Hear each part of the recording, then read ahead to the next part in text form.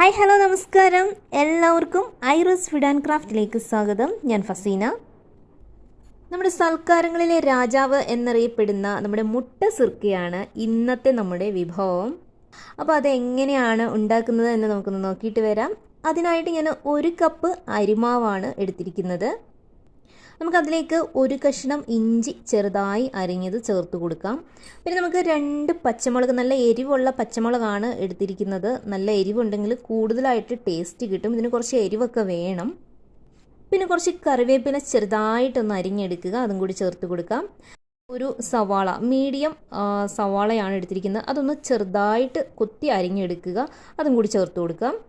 പിന്നീട് നമുക്ക് 1 പിഞ്ച് സോഡാപ്പൊടിയാണ് വേണ്ടത്.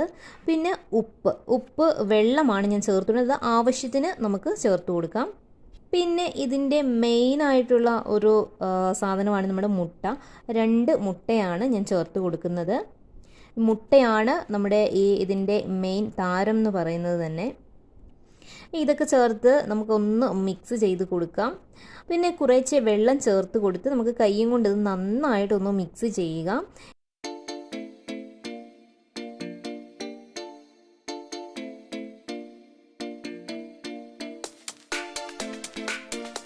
ഇനി നമുക്കൊരു അരമുറി തേങ്ങ കൂടി എടുത്ത് വെച്ചിട്ടുണ്ട്. അരമുറി തേങ്ങ കൂടി ചിരകിയത് ഇതിലേക്ക് നമുക്ക് ചേർത്ത് കൊടുക്കാം. എന്നിട്ട് നന്നായിട്ട് വെള്ളം ഒഴിച്ച് ഇത് മിക്സ് ചെയ്യണം.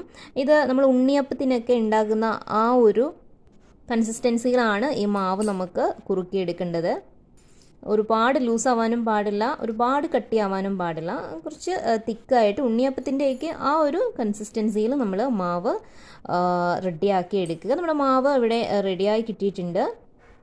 ഇത് നമുക്കൊന്ന് സെറ്റായി വരാൻ വേണ്ടിയിട്ട് 1 മണിക്കൂർ മാവൊന്ന് അടച്ച് വെക്കുക. 1 മണിക്കൂർ കഴിഞ്ഞിട്ടുണ്ട്. അപ്പോഴേക്കും നമുക്ക് ഉണ്ണിയപ്പച്ചട്ടി വെക്കുക. ചൂടാകുമ്പോഴത്തേക്കും അതിലേക്ക് ഓയിൽ ഒഴിച്ചു കൊടുക്കാം. ആ ഓയിലൊന്ന് ചൂടാകുമ്പോഴേക്കും ഇതേപോലെ ഓരോ തവി മാവ് നമുക്ക് ഒഴിച്ചു കൊടുക്കാം.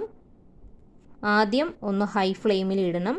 പിന്നെ നമ്മളതൊരു മീഡിയം ഫ്ലെയിമിൽ ഇട്ട് വേണം ചെയ്യേണ്ടത്. പെട്ടെന്ന് കരിഞ്ഞ് പിടിക്കും. അതുകൊണ്ട് സൂക്ഷിച്ച് തന്നെ ഇത് നമ്മൾ കൈകാര്യം ചെയ്യുക. അപ്പോൾ കുറച്ച് വെന്ത് വരുമ്പോഴത്തേക്കും നമുക്കിതൊന്ന് മറിച്ചിട്ട് കൊടുക്കാം. ഇതേപോലെ ഒരു സ്പൂണോ ഒരു കത്തിയോ ഉപയോഗിച്ച് ജസ്റ്റ് ഒന്ന് കുത്തി മറിച്ചിട്ട് കൊടുത്താൽ മതി. അപ്പോൾ അതാ നമ്മുടെ മുട്ടസുർക്ക ഇവിടെ തയ്യാറായിട്ടുണ്ട്, വെന്ത് വന്നിട്ടുണ്ട്. ഇനി നമുക്ക് അടുത്ത മാവും ഇതേപോലെ തന്നെ ഒഴിച്ച് ബാക്കിയെല്ലാം നമുക്ക് ചുട്ടെടുക്കണം. മുട്ടസുർക്കയും ഇവിടെ റെഡിയായി വന്നിട്ടുണ്ട്. വളരെ സോഫ്റ്റും വളരെ ടേസ്റ്റിയും ആയിട്ടുള്ള രീതിയിലാണ് നമുക്കിത് കിട്ടിയിരിക്കുന്നത്. ഉറപ്പായിട്ടും നിങ്ങളെല്ലാവരും ഇത് ട്രൈ ചെയ്ത് നോക്കുക. ഇത് അറിയാത്തവരായിട്ട് ഒരുപാട് പേരുണ്ടാകും. അപ്പോൾ എല്ലാവരും ട്രൈ ചെയ്തിട്ട് ഫീഡ്ബാക്കൊക്കെ ഒന്ന് അറിയിക്കുക. നമ്മുടെ ചാനൽ ഇഷ്ടമായിട്ടുണ്ടെങ്കിൽ പ്ലീസ് എല്ലാവരും ഒന്ന് സബ്സ്ക്രൈബ് ചെയ്യുക.